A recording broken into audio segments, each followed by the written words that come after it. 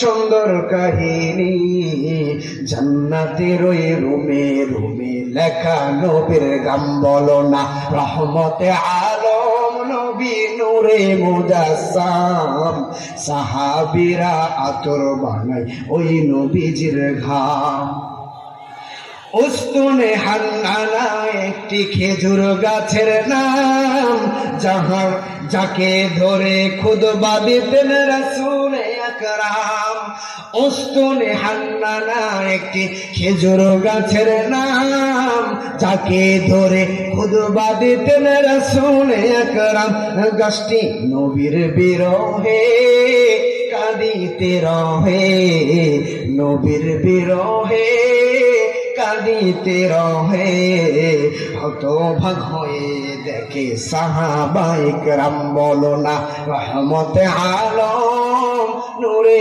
মুজাসসাম সাহাবীরা আতর বানায় ওই নবীজির গাম বলো না সাহাবীরা আতর বানায় ওই নবীজির ঘাম। সম্মানিত ভাইরা আমার অসমাপ্ত আলোচনা বিশ্ব নবীজির জীবনী থেকে নামাজ সম্পর্কে সাহাবাজ মাইন্ডের এত ভালোবাসা দিয়েছেন সাহাবাজ মাইন্ডেরকে এত ভালোবেসেছেন বিশ্ব নবীজি নবীজির ভালোবাসা পেয়ে তো সমস্ত পয়গম্বর আলাইহিস সালাতু ওয়াস সালামরা সবাই কিন্তু নবীজির ভালোবাসা পেয়ে নবীজির কাছ থেকে কেউ কিন্তু চলে যায় নাই নবীজি এমন বিশ্বস্ত মানুষ ছিলেন পয়গম্বর আলাইহিস সালাতু ওয়াস সালাম এত বিশ্বস্ত ছিলেন আরবের যত কাফেররা ছিল সবাই নবীজিকে বিশ্বাস করত বলে আরবের সমস্ত কাফেররা নবীজিকে আল আমিন নামে উপাধি দিয়েছিলেন। সম্মানিত ভাইরা আমার বিশ্ব নবীজিকে কাফের বেঈমানরা আল আমিন উপাধি দিয়ে দিলেন। আল আমিন উপাধি দেওয়ার পরে বিশ্ব ভিতরে আমানতদারি নাই সে কখনো ইমানদার হতে পারে না। আমার তো খেয়ালত আছে না নাই কথা বলেন আছে না নাই বন্ধু 10 টাকা ছুঁয়ে দিছে খাইয়ে শেষ কথা বলে আছে না এমন বন্ধু আছে না সে কোন বন্ধু বলো বেশি বিশ্বস্ত কার কাছে মন খুলে দেওয়া যায় কার কাছে সব কথা বলা যায় হওয়া যায় বেশি আশ্বস্ত তার নাম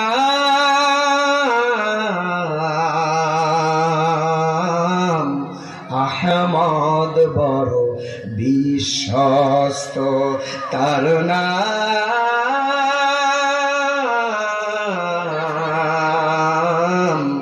আহমদ বড় বিশ্বস্ত যেজন কখনো ব্যথা দিতে জানে না যেজন কেবলই মুছে দেয় বেদনা হৃদয়ের হাহাকার আপন করে নিতে আর কার বুক এত প্রশস্ত সে কোন বন্ধু বলো বেশি বিশ্বস্ত মহানবী বলে তারে কেউ বা ডাকে আমি ডাকি প্রিয়তম সে আমার ধ্যান ভালোবাসা প্রেম মধুময় মনোহর স্বপ্ন সব সে কোন বন্ধু বলো বেশি বিশ্বস্ত কার কাছে মন খুলে দেওয়া যায় কার কাছে সব কথা বলা যায় হওয়া যায় বেশি আশ্বস্ত তার নাম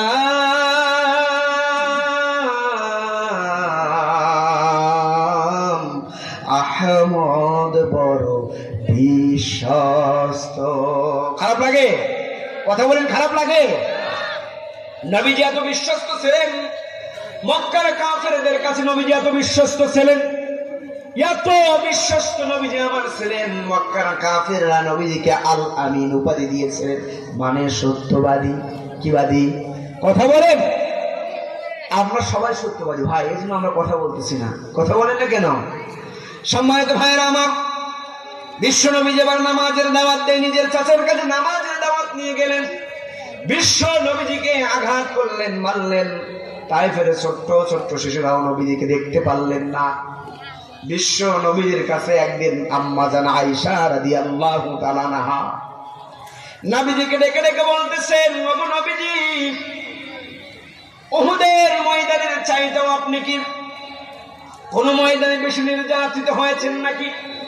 ওগো নবীজি, কোন ময়দানে আপনি লাঞ্ছিত হয়েছেন নাকি?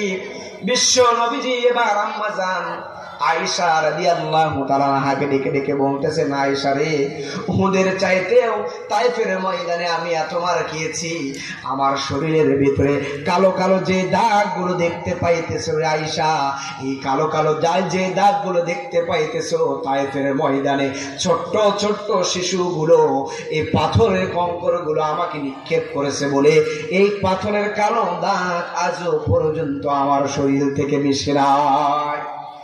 যেই নবীজি সাহিংসা ভাবে কখনো ঘুমান নাই, সাহাবাত মাইন একদিন লক্ষ্য করে দেখলেন নবীজি চাটাই পাতার উপরে ঘুমাইতে ঘুমাইতে বিশ্ব নবীজির পিঠের উপরে দাগ উঠে গিয়েছে, কালো হয়ে গিয়েছে। সাহাবাত মাইন এবার বিশ্ব নবীজিকে ডেকে ডেকে বলতেছেন, নবীজি, আপনার পিঠের এরকম করে কালো দাগ হয়ে গিয়েছে, আপনি এত বড় একজন দামি মানুষ, আমাদের সহ্য হচ্ছে না নবীজি, আমাদের তো সহ্য হয় না নবীজি, আপনাকে আমরা ভালো একটু কিছু তোষক কিনায় দেয়, এর উপরে আপনি ঘুমাবেন, আপনি তো একজন দামি মানুষ। বিশ্ব নবীজি এত দামি ছিলেন, সেই নবীজি তাইফবাসীর কাছে যখন কোরআনের দাওয়াত যখন নিয়ে গেলেন, সেই নবীজি তাইফবাসীর কাছে যখন নামাজের দাওয়াত যখন সেই নবীজি তাইফবাসীর কাছে নিয়ে গেলেন, তাইফবাসী আমার নবীজিকে চিনতে পারে নাই, তাইফবাসী আমার নবীজিকে চিনতে পারে নাই। তাইফবাসীরা আমার নবীজিকে আঘাত করলেন, এত আঘাত করেছেন, এত আঘাত করেছেন, ছোট্ট ছোট্ট শিশুদেরকে লেলিয়ে দিয়েছিলেন। ছোট্ট ছোট্ট শিশুরা আমার নবীজিকে চিনতে না পারে, মক্কার ছোট্ট ছোট্ট তাইফের ছোট্ট ছোট্ট শিশুরা আমার নবীজিকে পাথর আঘাত করেছেন, আমার নবীজির পুরো শরীর রক্তাক্ত হয়ে গিয়েছিল। নবীজি আমার জমিনের ভিতরে লুটায় পড়লেন, পুরো শরীর রক্তাক্ত। বিশ্ব নবীজি জমিনের ভিতরে যখন লুটায় পড়লেন, পুরো শরীর রক্তাক্ত হয়ে গিয়েছে। এবার বিশ্ব নবীজিকে জিবরাইল আলাইহিস সালাতু ওয়াস সালাম এসে বলতেছেন, ওগো নবীজি, পুরো শরীর আপনার তো রক্তাক্ত হয়ে গিয়েছে, আল্লাহ এটা সহ্য করতে পারতেছে না নবীজি, আল্লাহর পক্ষ থেকে আমাকে পাঠিয়ে দিয়েছে। ওগো নবীজি, আপনি যদি হুকুম করেন এই তাইফবাসীকে মুহূর্তের ভিতরে আমি এই তাইফবাসীকে মাটির সঙ্গে ধুলের সঙ্গে মিশিয়ে ফেলব। হাজারো ব্যথা বেদনার পরে ফিরে আসনি তুমি আপন ঘরে, দিনের আলো তুমি ছড়িয়ে দিতে চলে গেলে মদিনায় মক্কা ছেড়ে, হে রাসূল তোমাকে ভুলি আমি কেমন করে। খেয়ে না খেয়ে দিন প্রচারের কাজে নিজেকে দিয়েছ বিলিয়ে, খেয়ে না খেয়ে দিন প্রচারের কাজে নিজেকে দিয়েছ বিলিয়ে, তাইফের কাফেরেরা চিনল না আলো, দুষ্ট ছেলেদের পিছু দিল লেলিয়ে, পাথরের আঘাতে কত বিক্ষত হয়ে সারা শরীর রক্ত ঝরে, হে রাসূল তোমাকে ভুলি আমি কেমন করে, হে রাসূল তোমাকে ভুলি আমি কেমন করে। নবীজিকে ভোলা যাবে? কথা বলেন, ভোলা যাবে? সম্মানিত ভাইয়েরা আমার, এবার নবীজি নামাজ কায়েমের জন্য দাওয়াত নিয়ে গেলেন। তায়েফবাসীর কাছে যখন দাওয়াত নিয়ে গেলেন, বিশ্ব নবীজি যখন তায়েফবাসীর কাছে দাওয়াত নিয়ে গেলেন, তায়েফবাসীরা নবীজিকে চিনতে পারলো না, বুঝতে পারে নাই।